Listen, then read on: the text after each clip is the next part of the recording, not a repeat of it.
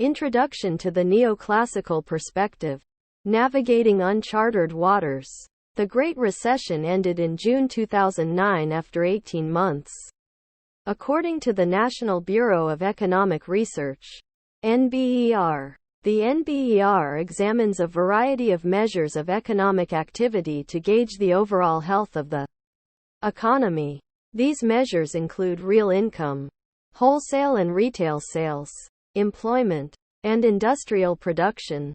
In the years since the official end of this historic economic downturn, it has become clear that the Great Recession was two-pronged, hitting the U.S. economy with the collapse of the housing market and the failure of the financial system's credit institutions, further contaminating global economies. While the stock market rapidly lost trillions of dollars of value, consumer spending dried up, and companies began cutting jobs. Economic policymakers were struggling with how to best combat and prevent a national and even global economic collapse.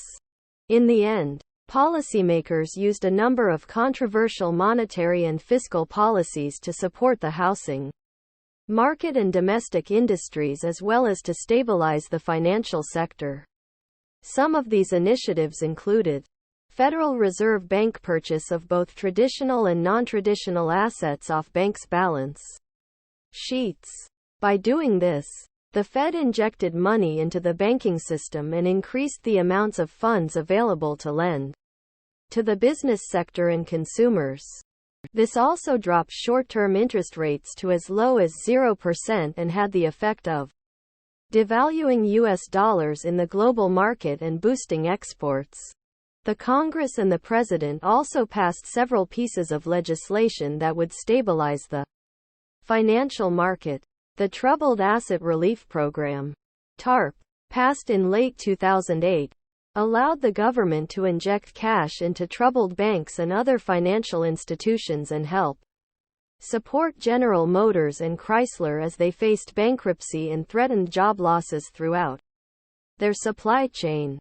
The American Recovery and Reinvestment Act in early 2009 provided tax rebates to low and middle-income households to encourage consumer spending.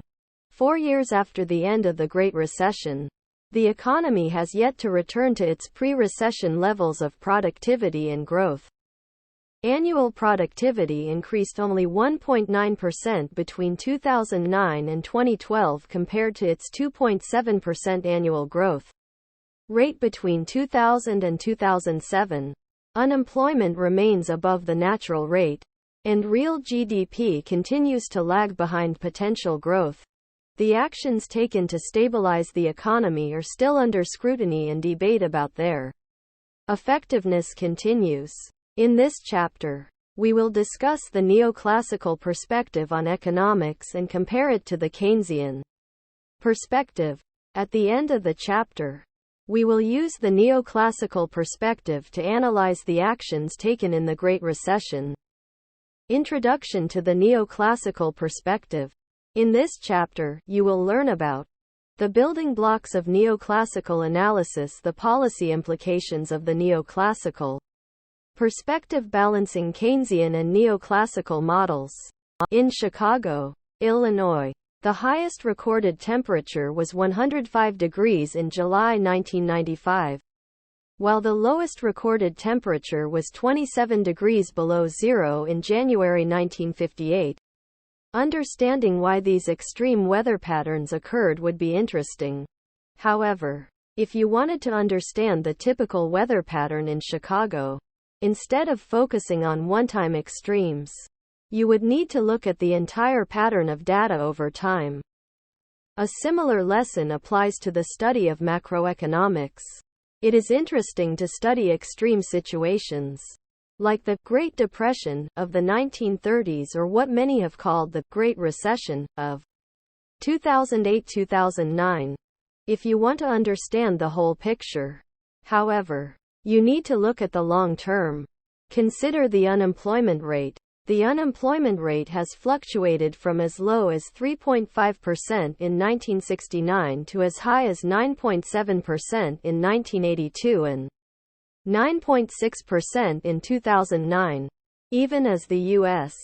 unemployment rate rose during recessions and declined during expansions, it kept returning to the general neighborhood of 5.0 to 5.5%. When the nonpartisan Congressional Budget Office carried out its long-range economic forecasts in 2010, it assumed that from 2015 to 2020, after the recession has passed, the unemployment rate would be 5.0%. From a long-run perspective, the economy seems to keep adjusting back to this rate of unemployment. As the name neoclassical implies, this perspective of how the macroeconomy works is a new view of the old classical model of the economy. The classical view, the predominant economic philosophy until the Great Depression, was that short-term fluctuations in economic activity would rather quickly, with flexible prices, adjust back to full employment. This view of the economy implied a vertical aggregate supply curve at full employment GDP, and prescribed a hands-off policy approach. For example, if the economy were to slip into recession, a leftward shift of the aggregate demand curve, it would temporarily exhibit a surplus of goods. This surplus would be eliminated with falling prices, and the economy would return to full employment level of GDP. No active fiscal or monetary policy was needed. In fact, the classical view was that expansionary fiscal or monetary policy would only cause inflation, rather than increase GDP. The deep and lasting impact of the Great Depression changed this thinking, and Keynesian economics, which prescribed active fiscal policy to alleviate weak aggregate demand, became the more mainstream perspective. Thank you for watching BookTube channel. Make sure to smash the like and subscribe buttons to receive notifications about new contents.